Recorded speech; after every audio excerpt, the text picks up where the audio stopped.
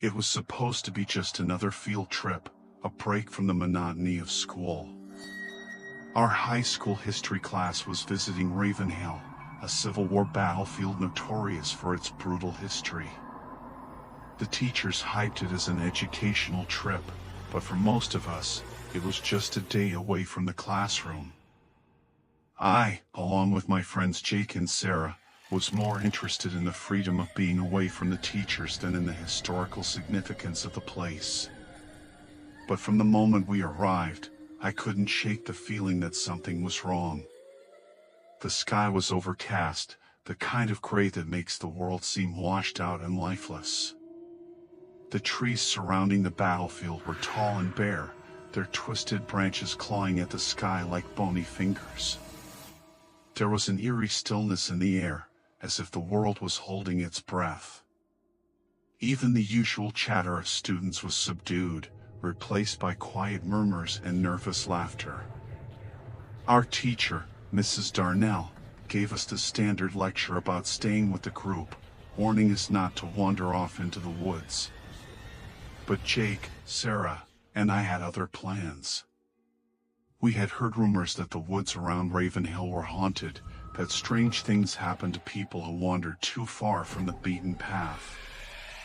Stories of ghostly soldiers, strange noises, and missing people had circulated for years. It was enough to pique our curiosity, even if we didn't fully believe it.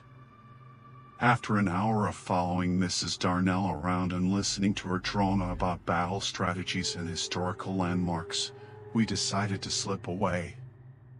The rest of the group was busy examining a monument, so it was easy to sneak off without anyone noticing. We headed straight for the woods, our hearts racing with a mix of excitement and nervousness. The deeper we went, the quieter it became. The laughter and voices of our classmates faded until all we could hear was the crunch of leaves beneath our feet. The trees grew thicker, their branches intertwining above us, blocking out what little light remained from the overcast sky. It wasn't long before we realized we were completely alone. "Are you sure this is a good idea?" Sarah asked, her voice trembling slightly. She was always the cautious one, the first to worry when things got out of hand. "Come on, don't be scared," Jake said with a grin, trying to lighten the mood. "It's just a bunch of old ghost stories. We'll find something cool, and then we can head back." But even Jake, who was usually fearless, seemed on edge. The air was thick, and there was an undeniable feeling of being watched. We walked in silence for what felt like hours, though it was probably only a few minutes, until we stumbled upon something that made my stomach drop. There, in the middle of the woods, stood an old, decaying cabin. It looked like it had been abandoned for decades, maybe even longer. The wood was rotted, the windows shattered, and the roof sagged in the middle. There was something about the cabin that felt wrong. Like it didn't belong here. Or maybe we didn't belong here. Jake, of course, was thrilled. "This is awesome," he said, already heading toward the door. "Come on, let's check it out." "I don't think we should," Sarah said, hanging back. "This place gives me the creeps." But Jake was already pushing the door open, and I, despite my better judgment, followed him inside. The floorboards creaked under our weight, and the air inside the cabin was musty, thick with the smell of decay. The walls were lined with old furniture, broken chairs, a table with one leg missing, and what looked like a pile of old blankets in the corner. But the most unsettling thing was the feeling. The moment we stepped inside, the temperature dropped, and the air grew heavy, almost suffocating. It was like stepping into a different world, one where time had stopped, and something dark lingered in the shadows. "I don't like this," Sarah said, her voice barely above a whisper. "We should go." Jake ignored her and started rummaging through the debris, looking for anything that might be worth bragging about. I, on the other hand, was drawn to a small table in the corner. On it sat a stack of yellow papers, brittle with age. I picked one up, my hand shaking slightly. The writing was barely legible, scrawled in what looked like old-fashioned handwriting. As I squinted to read it, my heart began to race. They come at night, the lost souls. The walls cannot keep them out. I hear them, always whispering, calling for me. Soon, I will join them. What the hell? I muttered, feeling a chill run down my spine. Before I could say anything else, the door slammed shut with a deafening bang.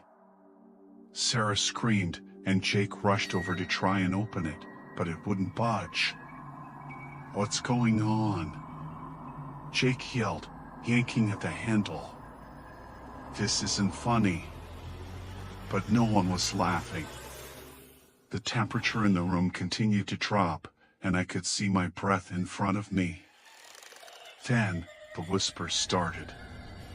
Faint at first, barely audible, but growing louder with each passing second. It wasn't the wind, it was voices.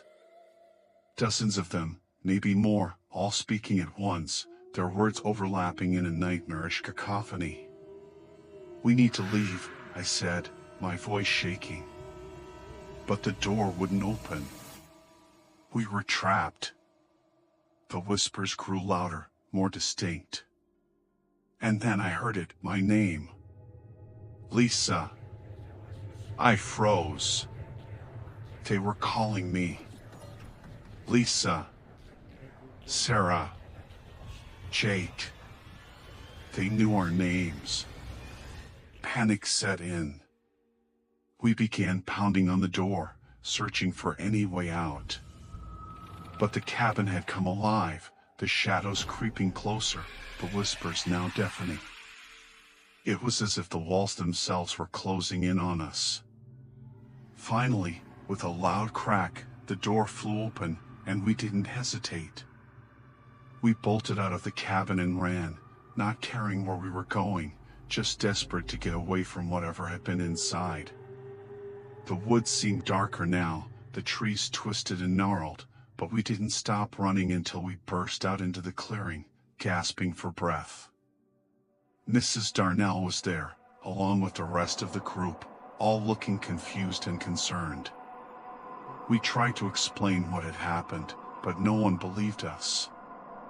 They said we had just gotten lost, that our minds had played tricks on us. But I know what we heard, what we felt. Something in that cabin was alive, something that had been waiting for us. We never spoke of it again, but I still have nightmares about that day. And I know I'll never forget the sound of those whispers, calling my name.